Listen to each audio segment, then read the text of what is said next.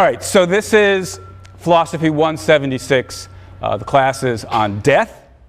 My name is Shelley Kagan, and the very first thing I want to do is to invite you to call me Shelley. That is, if we meet on the street, you come talk to me during office hours, you ask some question.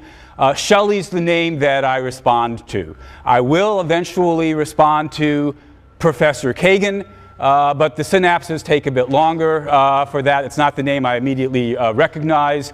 I have found that over the years, fewer and fewer students feel comfortable calling me Shelley. When I was young, it seemed to work. Now I'm gray and august.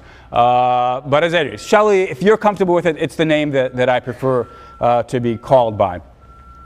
Now, as I say, this is a class on death, but it's a philosophy class, and what that means is that the set of topics that we're going to be talking about in this class are not identical to the topics that other classes on death might try to cover. So the first thing I want to do is say something about the things we won't be talking about that you might reasonably expect or hope that a class on death would talk about, so that if this is not the class you were looking for, you still have time to go check out some other class. So here are some things that a class on death could cover that we won't talk about. And what I primarily have in mind are sort of psychological and sociological questions about the nature of death or the phenomenon of death. And so a class on death might well have a discussion of the process of dying and coming to reconcile yourself with the fact that you're going to die. Some of you may know about Elizabeth Kubler-Ross's discussion of the so-called 5 stages of dying. There's denial, and then there's anger, and then there's bargaining. I actually remember the 5 stages. We're not going to talk about that. Similarly, we're not going to talk about the funeral industry in America and how it rips off people, which it does, rips off people in their moments of grief and weakness and overcharges them for the various things that it offers. We're not going to talk about that. We're not going to talk about the process of grieving or bereavement.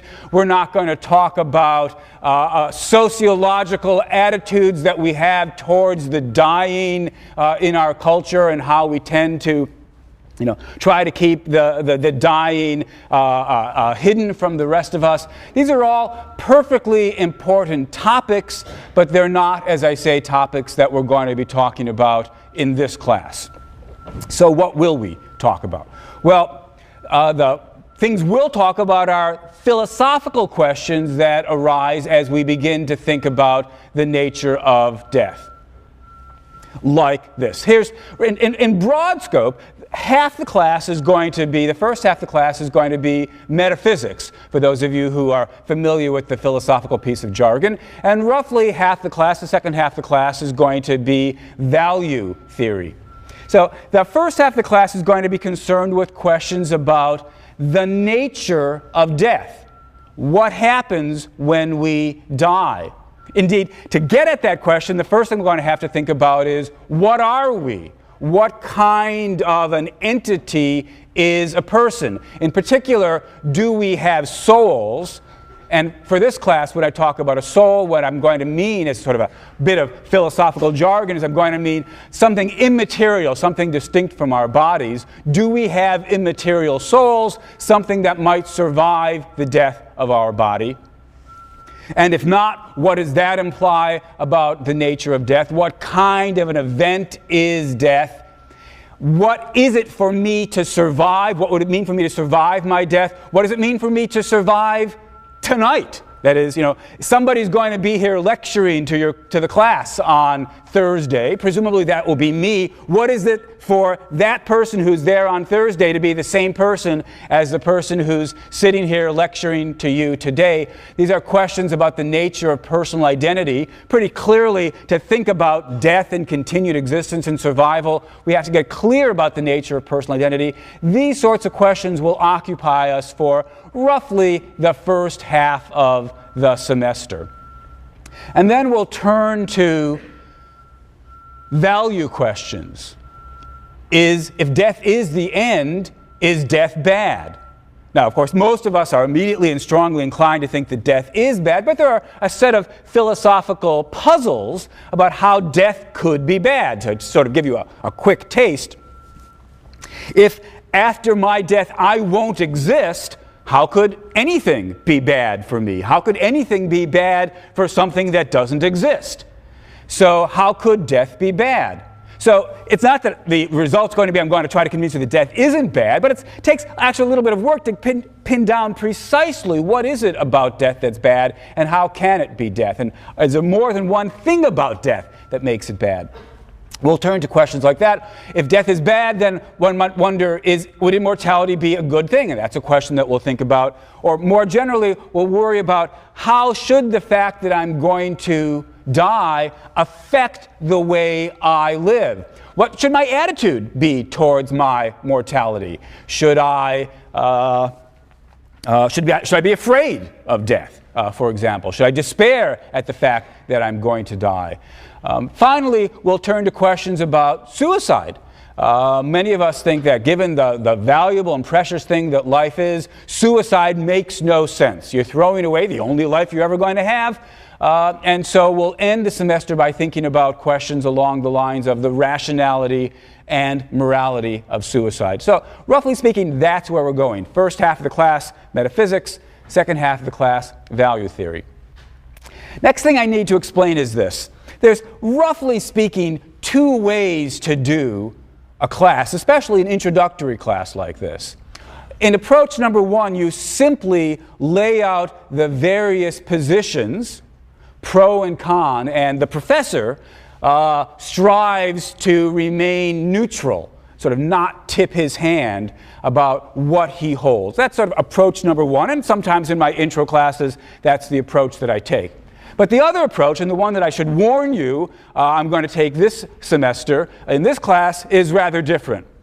There's a line that I'm going to be developing, pushing, if you will, or defending in this class. That is to say, there's a certain set of views I hold about the issues that we'll be discussing, and what I'm going to try to do in this class is argue for those views, try to convince you that those views are correct.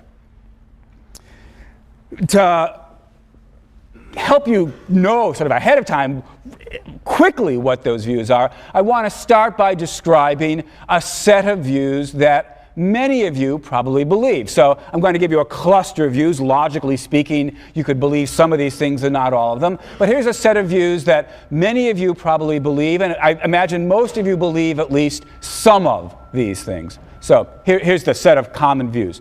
First of all, that we have a soul. That is to say, we're not just bodies, we're not just lumps of bone and flesh, but there's a part of us, perhaps the essential part of us, that is something more than the physical, the spiritual, immaterial part of us, which, as I say in this class, we'll call a soul. So most of us, most of you probably believe in soul. Certainly most people in America believe in some sort of immaterial soul. And given this existence of this immaterial soul, it's a possibility, indeed a fair likelihood, that we will survive our deaths. The death will be the destruction of my body, but my soul is immaterial, and so my soul can continue to exist after my death. And whether or not you actually believe in a soul, you hope that there's a soul, so that there'll be this serious possibility of surviving your death. Because death is not only bad, but so horrible that what we would like to have happen is we would like to live forever. And so armed with the soul, as it were, there's at least the possibility of immortality. Immortality would be wonderful. That's what we hope is the case, whether or not we know that it's the case. Immortality would be wonderful. That's why death's so bad. It robs us of immortality. And if there is no soul, if death is the end, if there is no immortality, this is such an overwhelmingly bad thing that the obvious reaction, the natural reaction, the universal reaction is to face the prospect of death with fear and despair. And as I mentioned earlier, then death is so horrible and life is so wonderful that it could never make sense to throw it away. And so suicide is both immoral on the one hand and never makes sense. It's always irrational as well, in addition. All right, that, as I say, is, I think, a common set of views about the nature of death. And what I'm going to be doing, what I'm going to be arguing in this class is that that set of views is pretty much mistaken from beginning to end. And so I'm going to try to convince you that, there is no soul, immortality would not be a good thing, fear of death isn't actually an appropriate response to death, suicide under certain circumstances might be rationally, morally justified. As I say, the common picture is pretty much mistaken from start to end. That's at least my goal. That's my aim. That's what I'm going to be doing. Now, since of course I believe the views I believe in, I hope at the end of the semester you'll agree with me because I think they're true, and I hope you'll end up believing the truth. But I should say that the crucial point isn't for you to agree with me. The crucial point is for you to think for yourself. And so what I'm really doing is inviting you to take a good, cold, hard look at death and to face it and think about it in a way that most of us don't do. If you, at the end of the semester, haven't agreed with me about this particular claim or that particular claim, so be it. I'll be content, I won't be completely content, but I'll be at least largely content as long as you've really thought through the arguments on each side of these various issues. Carrie, maybe this would be a good time for you to pass around the syllabus. All right, next introductory remark. A lot of today's talk is going to be devoted to business. I'll get to, if time permits, some philosophy at the end. I want to make you one more remark about what I'll be doing in terms of this class. This class, as I say, is a philosophy class. We'll basically be sitting here thinking about what we can know or make sense of with regard to death using our reasoning capacities. We'll be trying to think about death from a rational standpoint. One kind of evidence or one kind of argument that we won't be making use of here is appeal to religious authority. So some of you may believe in, for example, the existence of an afterlife. You may believe you're going to survive your death. You may believe in immortality because that's what your church teaches you. And that's fine. It's not my purpose or intention here to try to argue you out of your religious beliefs or to argue against your religious beliefs. All I'm going to ask is that we not appeal to such religious arguments, appeal to revelation or the authority of the Bible or what have you, in the course of this argument, in the course of this class. If you want to, you could think of this class as one big hypothetical.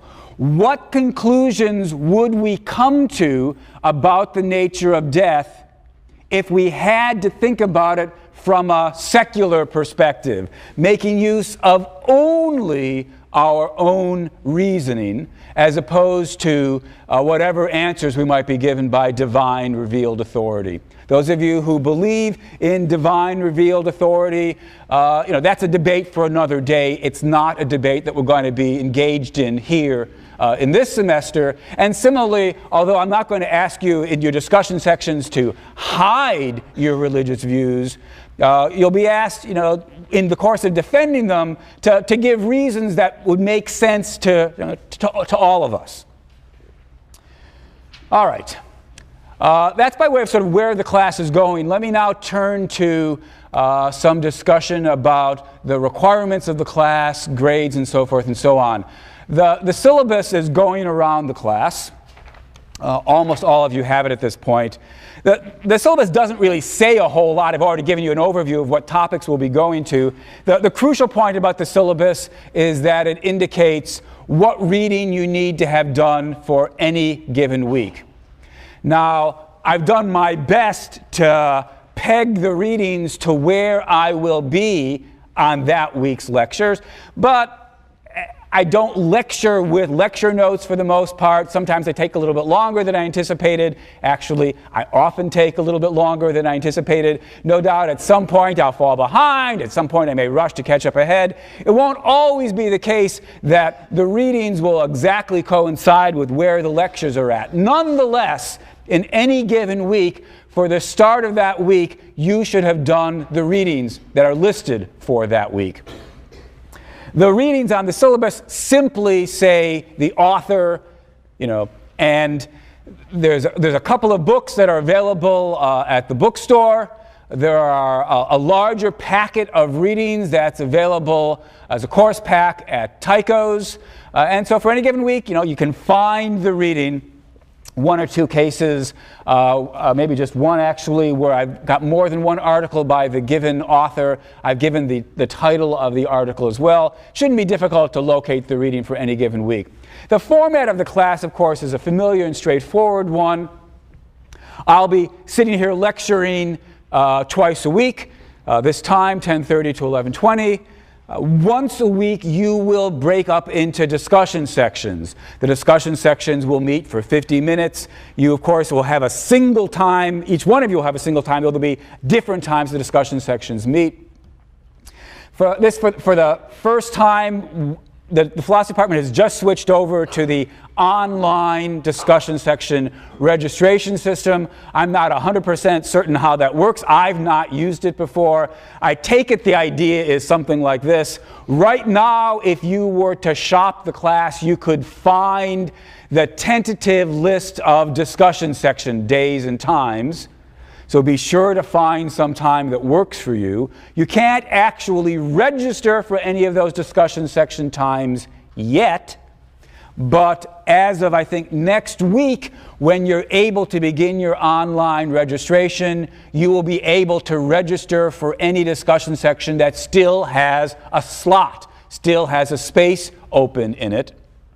In fact, you won't be able to finalize your discussion. You won't be able to finalize your registration for your courses until you've actually signed up for an available slot. Once you have registered, if some other slots become available that weren't previously available, I gather you'll be sent some sort of email by the system in case some other time would be better for you. You can put yourself on waiting lists and so forth. It sounds pretty good on paper. Maybe it'll all work smoothly. I've never been through it before. I hope we won't have any problems. But right now, what you want to make sure is that there is a time that's available. I mean, right now, all the times are available, but that there is a time that works for you. Because if you can't find a discussion section that works for you, you won't be able to take this course. Any questions about that? Any questions? I should actually ask, any questions about anything that I've asked or said so far up to this point? Let me make a remark about questions, which is, today's mostly business. Hopefully it'll be fairly straightforward. But both today and throughout the entire semester, as I'm lecturing, I want to invite you to jump in with questions. Well, jump in's a bit of an exaggeration. I don't want you to just start talking, but raise your hand. If I'm saying something that you don't understand, the chances are pretty good that there's 25 or 50 other students in the class who don't understand it either. I'm just not being clear.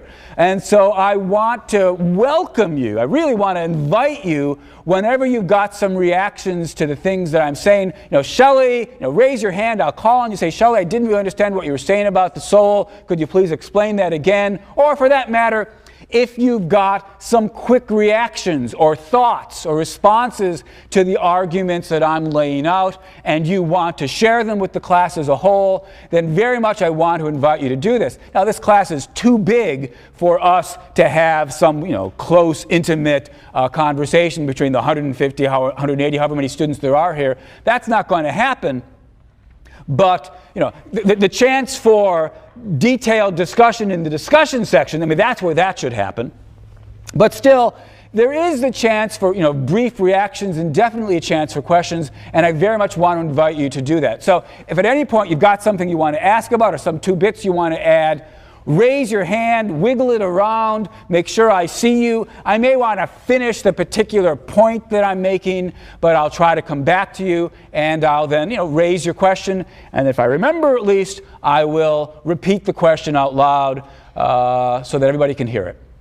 I also want to say that I will try to have the practice of, after class ends, if you want to continue the discussion, you have some questions that occurred to you towards the end, we didn't have a chance to share them with the class as a whole, I will, on a normal day, meet outside and continue to talk with however many of you want to do that until you're done.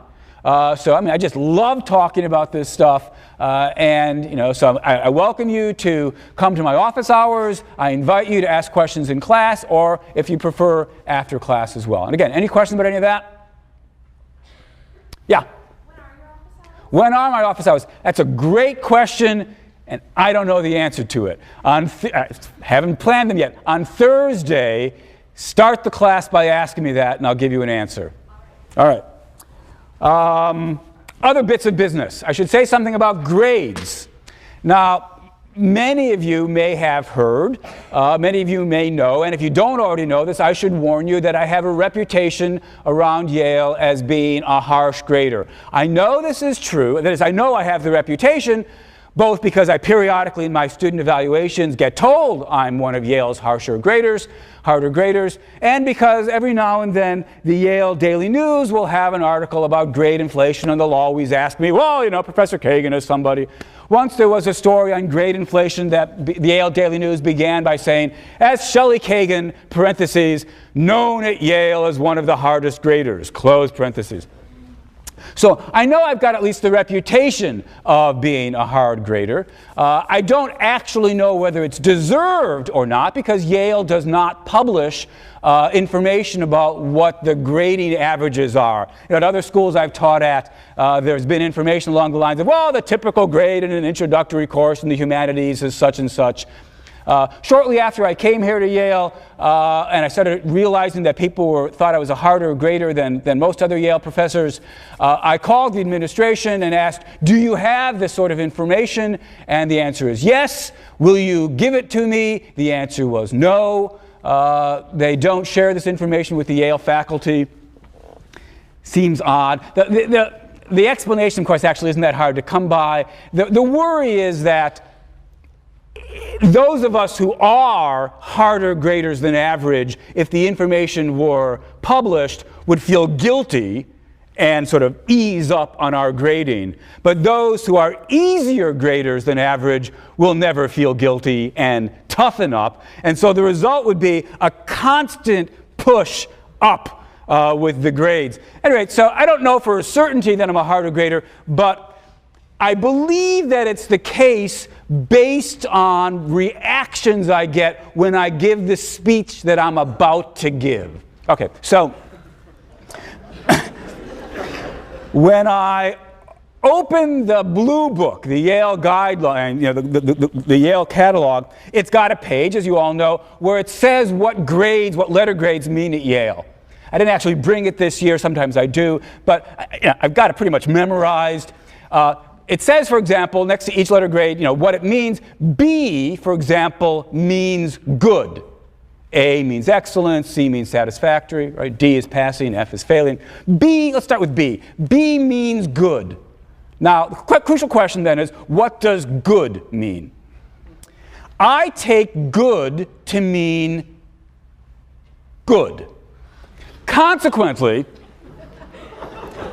if you were to write a good paper for me, that would get a B. And when you get a B from me, now I say me, this is the royal me, because I won't actually be grading your papers. Your papers will be graded by a small army of TAs. But they will grade under my supervision and in keeping with the standards that I ask them to grade with. So when you're pissed off about your grades, the person to take it up with take it up with them. But eventually you'll want to take it up with me. So when you get a B from us, B doesn't mean, what a piece of crap. B means good job. And so you should be pleased to get a B because it meant you were doing good work, and it's not easy to do good work in philosophy. A means excellent. Now, excellent does not mean publishable. Excellent does not mean you are God's gift to philosophy, right? And so it's crucial to understand it doesn't mean that the only way you're going to get an A is to be God's gift to philosophy.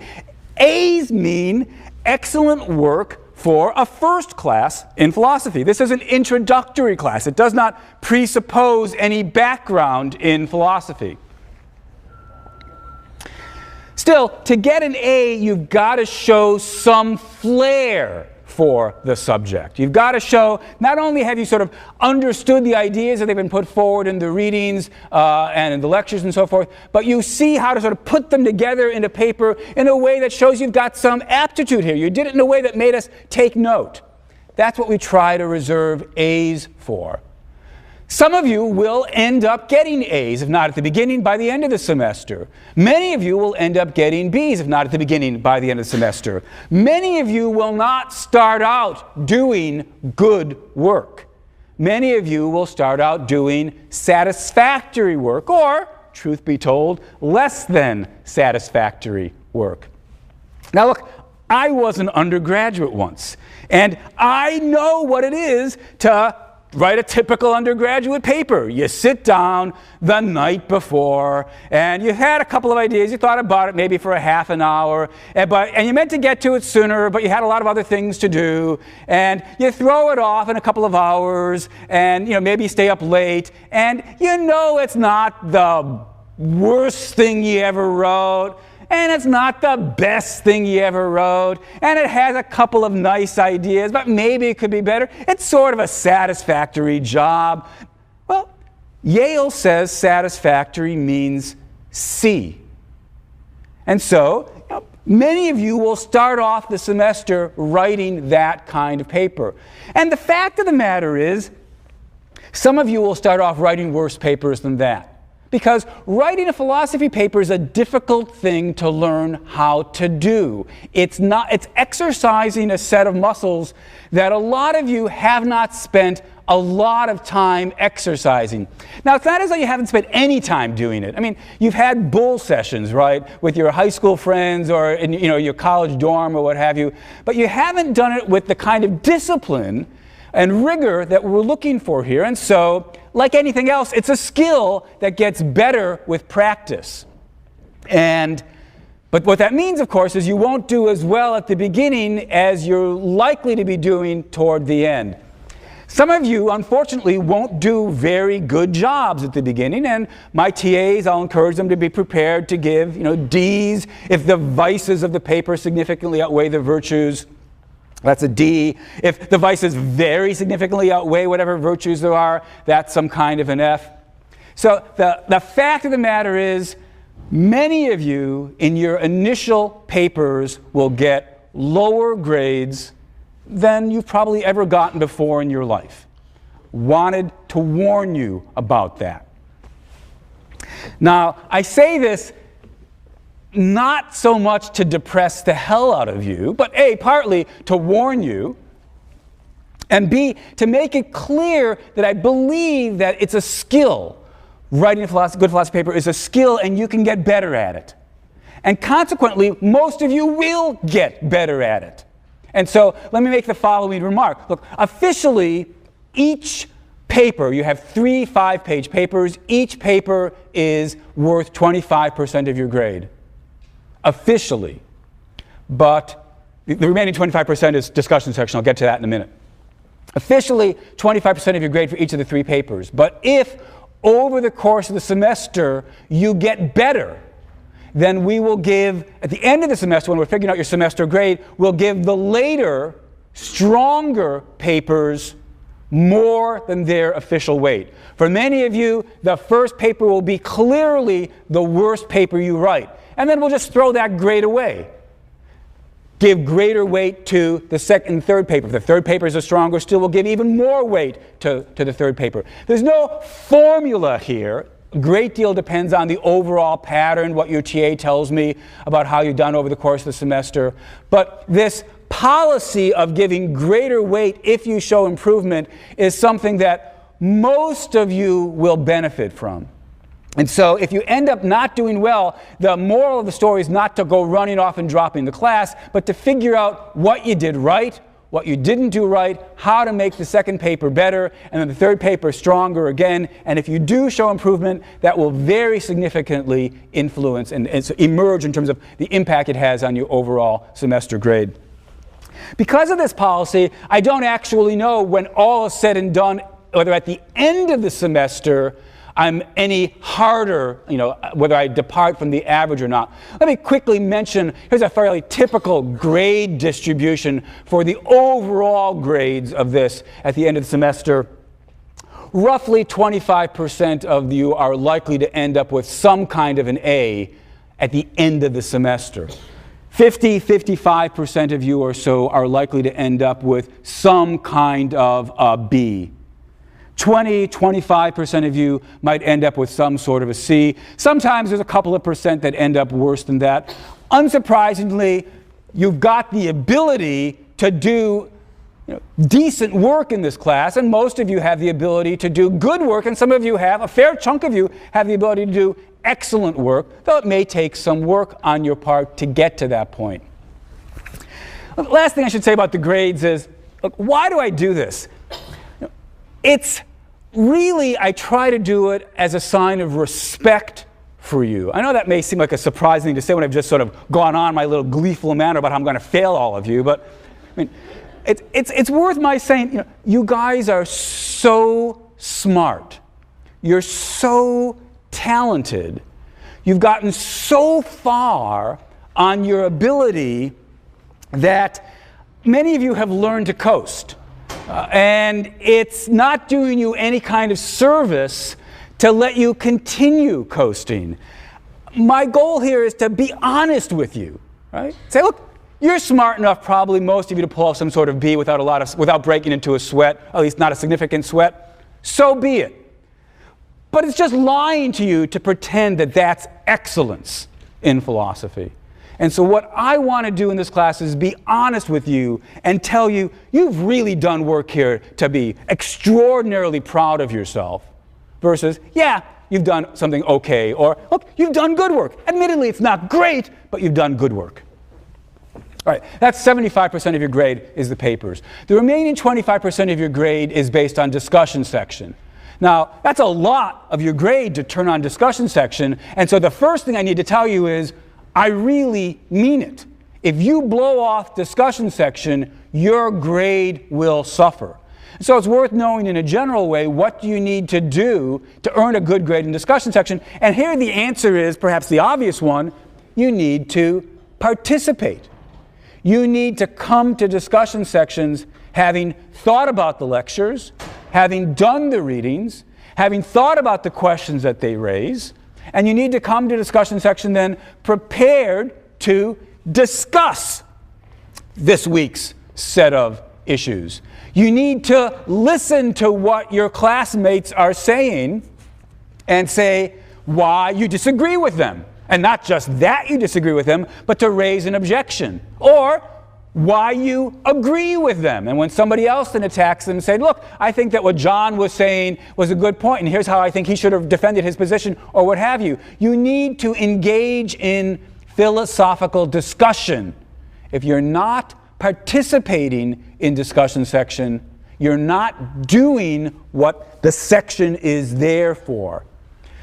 Philosophers love to talk, and we love to argue, and the way to get better at thinking about philosophy is by talking about philosophy. And so I'm putting my money where my mouth is. I'm saying, look, yeah, that's an important part of the class, so important that it's going to be worth 25% of your grade. Again, it doesn't mean, this is slightly different from the papers, it doesn't mean that you've got to be brilliant philosophically to get an A. Rather, you've got to be a wonderful class citizen to get an A for discussion sections. And so, as I put it, in fact, I think I put it this way in the syllabus, sort of participation, and here I mean sort of, respectful participation, not hogging the limelight, but Participation can improve your grade, but it won't lower your grade. Non-participation, or not being there, that will lower your participation grade. Again, any questions about any of that? All right, so I'm sorry to have this sort of the long gloom and doom, but it seems that it's only fair to sort of let you know what you're getting into. One other remark about the discussion sections. The way I think of it is like the conversation hour for your foreign language class. How many of you have had a philosophy class before? Look, thanks. Maybe 15% of you, maybe 20% of you. Most of you have not. Right? That's pretty normal, right? Don't go into discussion section thinking, oh, I can't talk, I don't have any background in philosophy, I've never done this sort of thing before. That's true for most of you. The way you get better is by talking philosophy. All right. Next remark. I guess this is sort of just one last connection with regard to grades. This is an intro philosophy class. The crucial point about intro is it means first class in philosophy, doesn't presuppose any background in philosophy, doesn't necessarily mean easy. Some of this material for some of you is going to be very, very difficult. And although the number of pages that you'll have to read are not, there's not a lot, probably in a typical week 50 pages, maybe less. It's, for many of you, you got to find it dense material. And although, I don't really have the fantasy that many of you will read this stuff twice, if you had the time to do it, that would be a wonderful thing to do. Philosophy is hard stuff to read. Other remark about this being an intro class is that it's introductory in that the issues that we're talking about are a kind of first run-through. Every single thing that we discuss here could be pursued at greater depth. So, for example, we'll spend whatever it is, maybe a week and a half talking about the nature of personal identity, 2 weeks, but one could easily spend an entire semester thinking about that question alone. So don't come away thinking that whatever it is that we've talked about here in lecture is the last word on the subject. Rather, it's something more like first words. Actually, one other word about the readings and the lectures. With one exception, I won't be spending very much time talking about the readings. The exception is Plato, where I'll spend a lecture, maybe 2 lectures, trying to reconstruct Plato's central arguments. At least the arguments relevant to our class. We'll be reading one of Plato's dialogues. But for the most part, although I'll occasionally, periodically refer to the readings, I won't spend a lot of time talking about the views in the readings. The readings you should think of as complementary to my lectures. The idea is that there's more to say than what I've said, and you'll find some more of what there is to say in the readings. Or there may be positions that I mention but I don't develop because I'm not perhaps sympathetic to them, and you might find somebody who is sympathetic to them, developing them in the readings. The readings are a crucial component of the class. You won't get everything you need simply by coming to the lectures. But it's equally the case that the views that I'll be developing in the lectures are, although not necessarily unique to me, aren't all laid out in the readings. You won't get everything I'm talking about in the lectures if all you do is the readings. They're both parts of the class. All right. I want to end by, we're not close to ending, but the last thing I'm going to do is read aloud some student evaluations. I have found over the years that some students like me, some students don't like me. I don't know how to make this point any clearer than to share with you a sampling of the student evaluations. These are not actually from last spring, but they're typical enough that I was too lazy to make some new quotes. Quote 1. So these are actual quotes from former actual students. 1. The lectures were clear and followed a very logical order. 2. I thought the class was not always organized. 3. I thought it was a very well organized class. 4. Overall, I was unsatisfied with this course. Few substantive conclusions were reached. 5, along the same vein, I think he should avoid saying at the end of each segment of the class, ultimately, you'll have to decide what to think for yourself. I should end the class by saying, you will believe. Okay, actually, I started the class by saying that. You will believe what I believe. 6, it might be improved by presenting other views better and more objectively, since Kagan always ended a particular line of reasoning by defeating the argument if he didn't agree with it. He could be a bit more unbiased and tolerant of other perspectives. 7, lectures were sometimes repetitive or obvious, but occasionally they provided new insights. 8, I know that some felt the pace of the arguments was a little slow, but I felt that this was generally necessary, not only for the unphilosophy savvy population, but also to cover all points. 9, extremely thorough and thoughtful, receptive to questions, brilliant. I like that one. Often long-winded. 10, he does go around and around the same idea a number of times, which does cut down on the notes for the class, but it can get a little boring. 11, though I've heard students say he often repeats himself, I think this is a merit in a philosophy course in which arguments and thoughts can quickly become confusing. 12, Shelley Kagan is a fabulous, resourceful, utterly convincing lecturer. 13, he would work through arguments right in front of this one. Actually, I like this one because I think this is what I at least aim to be. Inside my head, here's what I'm doing. 13, he would work through arguments right in front of us, which then helped me work through them on my own. 14, Shelley is an incredibly dynamic lecturer. 15, he's just in his own world, babbling on and on. I'd zone out with regularity.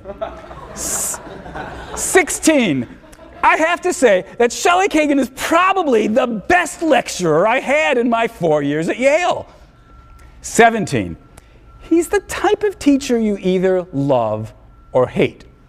Now that's pretty clearly true. I wish there were some easy litmus test that I could just give you so you'd know which of you would be making a mistake taking this class. I don't know how to give it to you. Next topic, grades.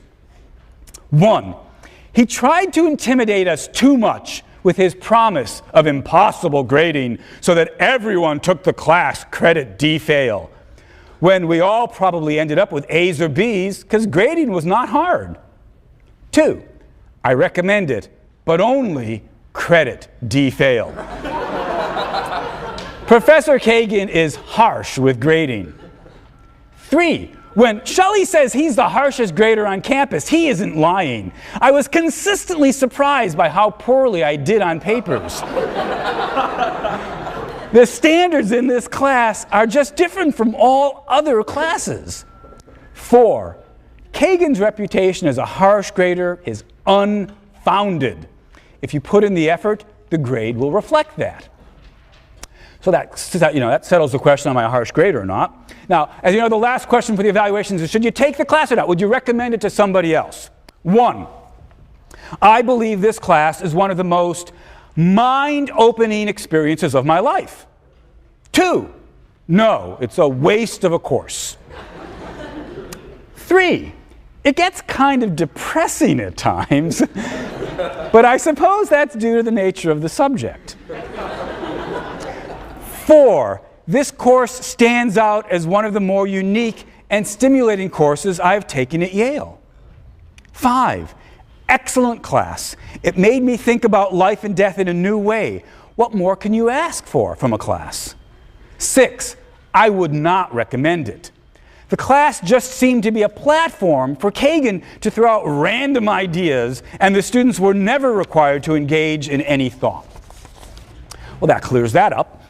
Let me end with actually just a couple of other quick remarks. 1, these are some of my all-time favorites from previous years. 1, not doing the reading didn't hurt me at all. Now, of course, these are anonymous comments. I don't know who wrote this comment, but I do know this. Whoever wrote this remark is an idiot. Whoever wrote this remark seems to be under the impression that the point of being at Yale is to spend $40,000 a year of your parents' money and get away with learning as little as possible. Well, for those of you who want to try it, you probably could pass this class and maybe even get an okay grade without doing the readings. There's no final exam.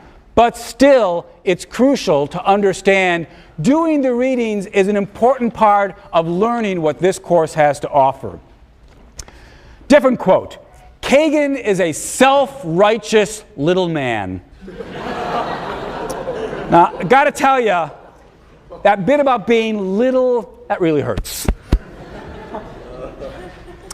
Another one. Great course, wonderful professor, fascinating subjects. It's the deepest thinking I've done in my life. Final quote. This class taught me how to think more than any other at Yale. I don't know whether I pull it off. Pretty obviously, for a number of students, I don't manage to pull it off, but that's at least what my aim is. I'm trying to help you think. I welcome you, and I hope you'll be back on Thursday.